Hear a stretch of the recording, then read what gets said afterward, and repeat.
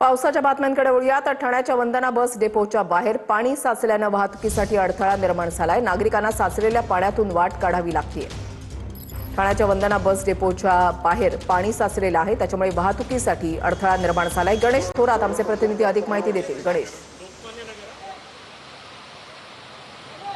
वृषाली, आपण सध्या ठाण्यातील वंदना बस डेपो एसटी डेपोच्या बाहेर आहोत आणि सखोल भाग आहे। नेहमीप्रमाणे यंदा देखील पावसाने मोठ्या दमदार हजेरी लावलेली। आज रेड अलर्ट आहे आणि त्या अनुषंगाने महानगरपालिकेने सक्षम पंप बसवले, मात्र पाणी निचरा होत नाहीये।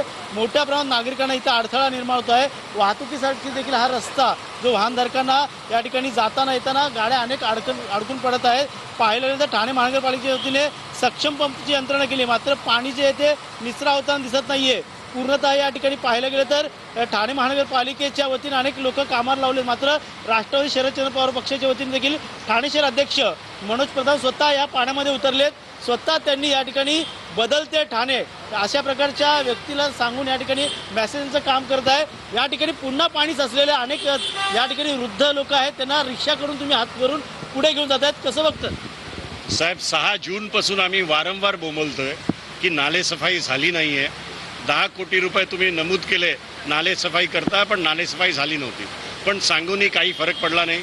पहिल्याच पावसात पाणी भरलं आणि पाणी भरल्यावर आम्हाला माहिती आहे की कुठल्या ठिकाणी पाणी भरतं आणि तिकडे लोकांना गरज पडते, म्हणून आज कार्यकर्ते घेऊन आम्ही इकडे आलेलो आहोत। आज तुम्ही जर हे बघितलं तर महानगरपालिकेने यांना शर्ट दिले, ठाणे बदलतंय, पण कुठे बदलतंय ठाणे? गेले 30 वर्ष ह्या भागात पहिल्या पावसात पाणी भरतं म्हणजे भरतं, ठाणे कुठेही बदलत नाहीये।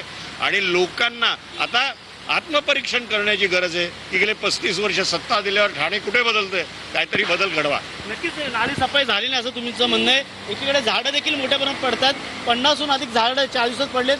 आज देखील 2 जण जखमी झालेत। काल खारीगावला एक झाड पडलं, रस्ता बंद झाला। आज कळव्याला एक झाड पडलं, रस्ता बंद झाला। पाण्याचा निचरा होत नाहीये। धन्यवाद गणेश दिलेल्या सविस्तर माहितीसाठी।